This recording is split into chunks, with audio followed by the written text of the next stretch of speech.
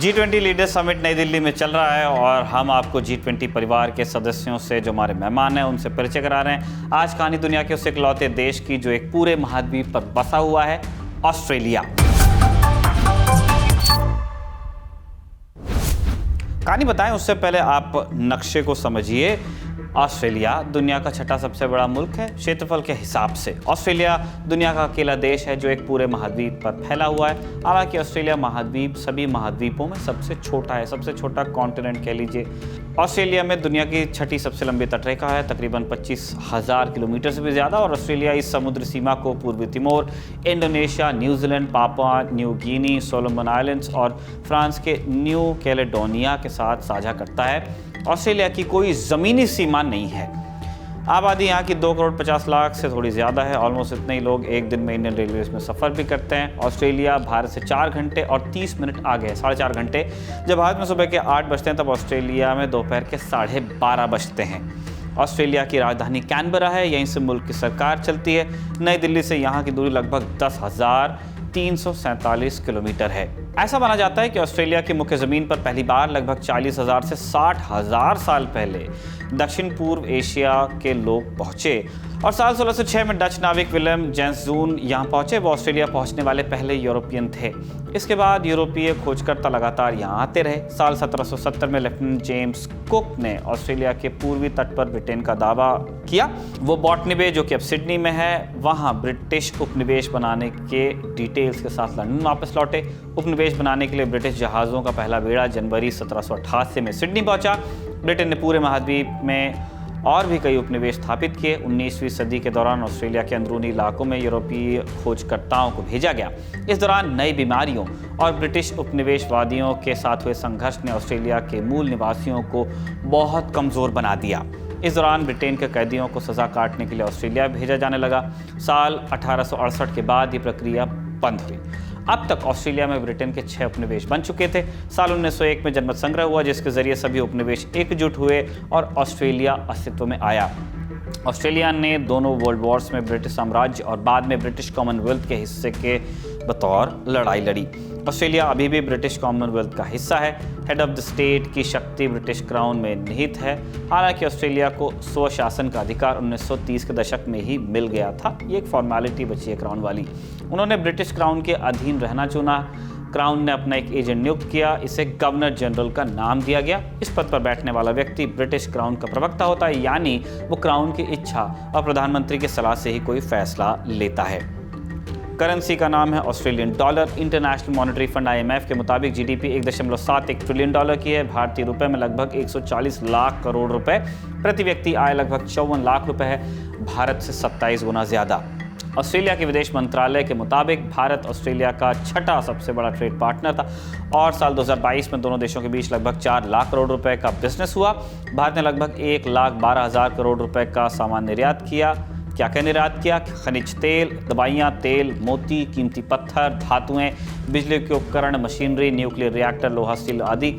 इस अवधि में ऑस्ट्रेलिया ने 2,88,000 करोड़ का सामान हिंदुस्तान को बेचा। क्या क्या? खनिज तेल, खाद्य तेल, खाद, कॉटन, इनऑर्गेनिक केमिकल्स, कीमती धातुओं की यौगिक ऊन और जिंक वगैरह। ऑस्ट्रेलिया से डिप्लोमेटिक रिलेशंस की शुरुआत 1943 में हुई। ऑस्ट्रेलिया के विदेश मंत्रालय के मुताबिक ऑस्ट्रेलिया उन 3 देशों में से एक है जिनके साथ भारत शीर्ष नेताओं के स्तर पर सालाना मीटिंग करता है। ऑस्ट्रेलिया और भारत के प्रधानमंत्री G20 के अलावा क्वाड और ईस्ट एशिया समिट में भी मिलते हैं। साल 1989 से ऑस्ट्रेलिया और भारत के मंत्रियों का जॉइंट कमीशन मीटिंग भी होती रहती है। मार्च 2023 में ऐसी 18वीं मीटिंग हुई। इन मीटिंग्स में शिक्षा और ऊर्जा जैसे क्षेत्रों पर बात होती है। साल 2022 से Australia Indo economic cooperation and trade agreement ECTA प्रभावी है। इससे दोनों देशों के बीच वित्तीय और व्यापारिक रिश्ते बेहतर हुए हैं। साल 2021 में म्यूचुअल लॉजिस्टिक्स सपोर्ट एग्रीमेंट हुआ। दोनों देशों के बीच नियमित रूप से युद्धाभ्यास होते हैं। कूटनीतिक वार्ता और ट्रेनिंग पर सहमति बनी। युद्धाभ्यास माने मिलिट्री ट्रेनिंग्स। अगस्त 2023 में ऑस्ट्रेलिया ने भारत, जापान और अमेरिका के साथ संयुक्त सैन्य अभ्यास किया। इसे ऑस्ट्रेलिया ने होस्ट किया था। मई 2022 में PM मोदी क्वाड की मीटिंग में अपने समकक्षों से मिले और इस साल भी मई में प्रधानमंत्री ऑस्ट्रेलिया गए थे। वहीं इससे पहले मार्च में ऑस्ट्रेलियाई प्रधानमंत्री हिंदुस्तान आए थे। ऑस्ट्रेलिया अभी भी ब्रिटिश कॉमनवेल्थ का हिस्सा है, इसीलिए देश का मुखिया यूके का किंग या क्वीन होते हैं। क्वीन एलिजाबेथ द्वितीय की मौत के बाद उनके बेटे किंग चार्ल्स ऑस्ट्रेलिया के राज्य प्रमुख हैं। एक गवर्नर जनरल की नियुक्ति यूके से ही होती है, लेकिन सरकार का संचालन ऑस्ट्रेलिया की संसद से होता है, जो कि पूरी तरह इंडिपेंडेंट है। क्वीन एलिजाबेथ सेकंड की मौत के बाद ऑस्ट्रेलिया में यह बहस भी चलती है कि उसे ब्रिटिश कॉमनवेल्थ से बाहर आ जाना चाहिए और स्वयं में एक लोकतंत्र बनना चाहिए। ऑस्ट्रेलिया की संसद में 2 सदन हैं। ऊपरी सदन को सेनेट कहा जाता है, इसमें 76 सदस्य होते हैं। सेनेट सदस्य 6 स्टेट और 2 टेरिटरीज का प्रतिनिधित्व करते हैं। निचले सदन को हाउस ऑफ रिप्रेजेंटेटिव्स कहा जाता है, जैसे अपने लोकसभा है। इसमें 151 सदस्य हैं। इस सदन के सदस्य इलेक्टोरल डिविजन्स के प्रतिनिधि होते हैं। हर इलेक्टोरल डिवीजन में लगभग बराबर वोटर्स होते हैं, कॉन्स्टिट्यूएंसी मान सकते हो आप। प्रधानमंत्री निचले सदन के बहुमत से ही चुना जाता है। बहुमत के लिए कम से कम 76 सीटों की दरकार होती है। आम स्थिति में हर 3 साल पर संसदीय चुनाव करवाया जाता है। आम स्थिति का मतलब कि बीच में संसद भंग ना हुई हो या कोई और संकट न आया हो। चुनाव में निचले सदन की सभी 151 सीटों और ऊपरी सदन की आधी सीटों के लिए वोटिंग होती है। क्यों? क्योंकि सेनेट सदस्यों का कार्यकाल 6 बरस का होता है। ऐसी व्यवस्था बनाई गई है कि 3 बरस बाद आधे सदस्यों का कार्यकाल खत्म हो जाए। जनता दोनों सदनों के सदस्यों को चुनने के लिए वोट डालती रहती है। प्रधानमंत्री बनाने की पूरी जिम्मेदारी निचले सदन की होती है। ऑस्ट्रेलिया में प्रधानमंत्री निचले सदन में बहुमत के दल के नेता होते हैं। वो सरकार के सबसे वरिष्ठ मंत्री भी होते हैं। प्रधानमंत्री सरकार और कैबिनेट के मुखिया की भूमिका में होते हैं। ऑलमोस्ट इंडिया जैसा सिस्टम है। उनकी एक भूमिका गवर्नर जनरल को सलाह देने के लिए भी होती है, जैसे हिंदुस्तान में राष्ट्रपति को प्राइम मिनिस्टर की सलाह लेनी होती है। गवर्नर जनरल प्रधानमंत्री की सलाह पर मंत्रियों की नियुक्ति करते हैं। प्रधानमंत्री का कार्यकाल 3 बरस का होता है। यही अवधि निचले सदन की भी है। अगर बहुमत वाले दल ने समय से पहले बहुमत गंवा दिया तो पीएम को पहले भी पद से हटाया जा सकता है। ऑब्वियसली आपकी मेजॉरिटी गई तो आपका पद गया। ऑस्ट्रेलिया की कमान फिलहाल एंथनी अल्बनीज़ के हाथ में है। वो ऑस्ट्रेलिया के प्रधानमंत्री हैं, लेबर पार्टी के नेता हैं। अपने पूर्ववर्ती प्रधानमंत्री स्कॉट मॉरिसन को हरा चुके हैं। वो लिबरल पार्टी की तरफ से उम्मीदवार थे। इस चुनाव में 6 प्रत्याशी पीएम पद की रेस में थे, लेकिन मुख्य मुकाबला मॉरिसन और अल्बनीज़ के बीच ही था।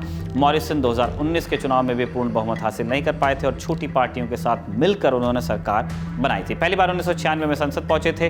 वो 11 सालों तक विपक्ष में रहे। फिर केविन रूड के कार्यकाल में कुछ महीनों तक डिप्टी प्राइम मिनिस्टर की भूमिका निभाई। एंथनी अल्बनीज़ ने इकोनॉमिक्स की पढ़ाई की है। वो स्कूली दिनों से ही लिबरल पार्टी से जुड़े हुए थे। सिडनी में जन्मे एंथनी अल्बनीज़ ऑस्ट्रेलिया के 31वें प्रधानमंत्री हैं। ऑस्ट्रेलियाई आयरिश मूल की उनकी मां ने ही उन्हें पाला। वो सिंगल पेरेंट थी। एंथनी को उन्होंने बताया कि उनके बचपन में उनके पिता की एक्सीडेंट में मौत हो गई थी। एंथनी का बचपन आर्थिक तंगी में बीता। उनकी मां को विकलांगता के चलते वैसे पेंशन मिलती थी। जब एंथनी 14 साल के थे तब ये पेंशन बंद हो गई। बहुत कम उम्र में ही एंथनी सामाजिक मुद्दों पर होने वाले आंदोलनों से जुड़े। वो अर्थशास्त्र के अच्छे जानकार माने जाते हैं। एंथनी अल्बनीज़ 26 साल से फेडरल पार्लियामेंट में हैं। वो 1996 में पहली बार सांसद बने। उस वक्त जॉन हावर्ड ऑस्ट्रेलिया के प्रधानमंत्री होते थे। अल्बनीज़ केविन रूड और जूलिया गिलार्ड सरकार में मंत्री रह चुके हैं और 2013 में उप प्रधानमंत्री भी बने थे। एंथनी अल्बनीज़ ने 1991 में भारत का दौरा भी किया था। तब वो छात्र राजनीति में सक्रिय थे और साल 2018 में भी अल्बनीज़ हिंदुस्तान आ चुके हैं। तब वो ऑस्ट्रेलिया के संसदीय प्रतिनिधिमंडल की अगुवाई कर रहे थे। इस दौरान उन्होंने आर्थिक रणनीतिक संबंधों को और बेहतर करने की प्रतिबद्धता जताई थी। भारत के प्रधानमंत्री नरेंद्र मोदी और एंथनी अल्बनीज़ अच्छे दोस्त बताए जाते हैं। ऑस्ट्रेलिया ने बीते महीने ही साफ कर दिया था कि PM Anthony Albanese G20 summit में हिस्सा लेने हिंदुस्तान आएंगे। ऑस्ट्रेलिया से जुड़े कुछ रोचक तथ्य कुछ इस प्रकार हैं। ऑस्ट्रेलिया इकलौता देश है जो अपने आप में एक महाद्वीप है। हमने पहले भी आपको बताया। पैसिफिक में चीन के बढ़ते प्रभाव को काउंटर करने के लिए ऑस्ट्रेलिया पश्चिमी देशों का सबसे अहम पार्टनर है। ऑस्ट्रेलिया ने यूके और अमेरिका के साथ ऑकस डील भी की है, जिसके तहत उससे परमाणु ऊर्जा से संचालित होने वाली पनडुब्बियां मिलेंगी, न्यूक्लियर अटैक सबमरीन्स। ऑस्ट्रेलिया उन चुनिंदा देशों में से है जहां वोट डालना कंपलसरी है। वोटिंग रजिस्टर में नाम दर्ज नहीं कराने या वोट ना डालने पर फाइन आप पर लग सकता है। ये था G20 लीडर्स समिट की 360 कवरेज का हमारा ऑस्ट्रेलिया वाला एपिसोड। ये एपिसोड आपको कैसा लगा कमेंट बॉक्स में लिख के ज़रूर बताइएगा। इसे लिखा था शिवेंद्र गौरव ने और कैमरे पर इसे असद ने रिकॉर्ड किया था। आप देखते रहिए दी ललन टॉक।